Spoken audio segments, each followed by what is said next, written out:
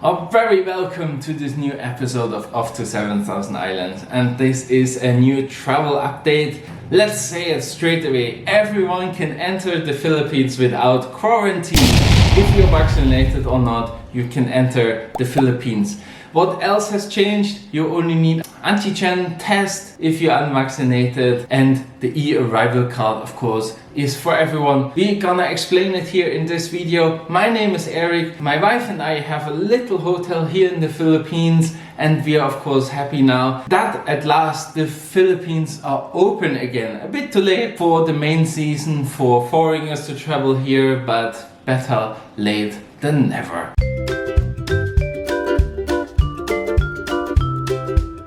Let's get into the video.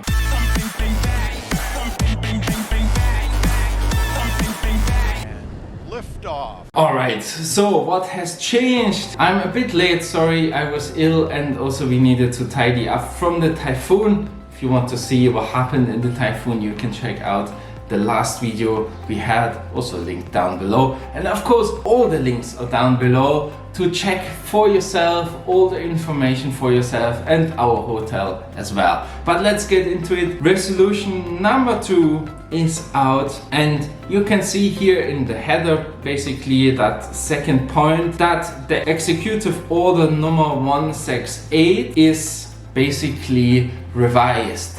And that's the one we always talked about when entering the Philippines since a long time. This order number 168 is basically the one which was valid till now, and now they have changed it. And what did they change? Well, the first thing is for vaccinated foreigners, fully vaccinated individuals, and now it's proper defined. Filipinos or foreign nationals don't need a test before departure. That's fantastic. Now you're wondering, what are fully vaccinated foreigners? All who have received 2 doses or a single dose of the vaccines who only need 1 vaccine. The proof of vaccination is very simple as well, just with your yellow card from the World Health Organization or national certificates. Of course, if you have the European certificate, that's fine. I would always recommend to have it in English, much easier, definitely. And the government is working on defining what other proofs of vaccination are available and which they recognize. They're working on that. That will probably be published in the next few weeks,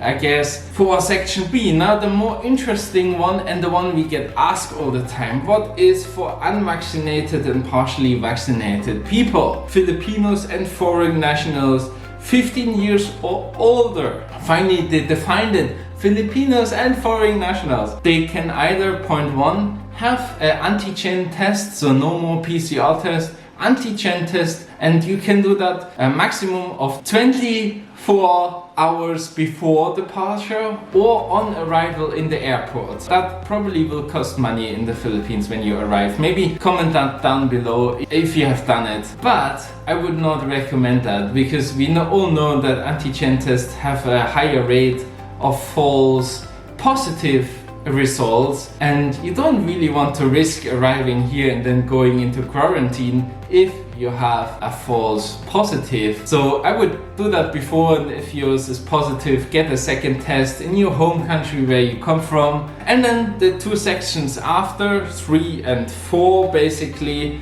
they talk about children who are under 15 years of age. If they travel with their family and are not vaccinated, it's a bit unclear. Do they need a test or not? I'm not a lawyer, I don't really understand that. I presume they don't need a test. It's not written anything from a test, but they say they need to follow the same as what the parents have. I would give my children a test, just to be on the safe side. That's my tip. If they're old enough to have a test, of course, not the babies. And then if your children traveling without an adult, basically, then they get treated like an adult. So that basically they need to have a test if they're not vaccinated, and if they're fully vaccinated, then they don't need a test. And lastly, section C here that if you are a positive with your antigen test, then you need to go into quarantine. That seems to be still the same, 5 days of quarantine in a facility and then another 9 days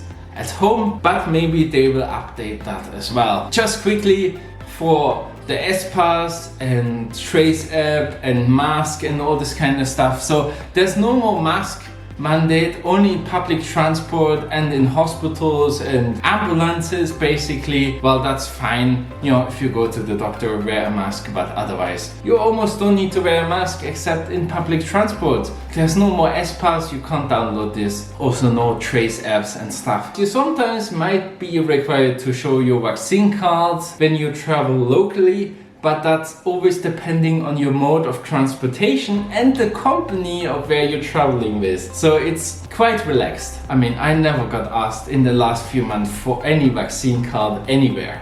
And we travel quite a bit around the country for business. So let me just summarize it. If you're vaccinated plus eArrivelCard, you can enter. Unvaccinated plus eArrivelCard plus antigen test, and you can enter. No more quarantine. Well, that's great. Let's talk quickly about the eArrivelCard as well.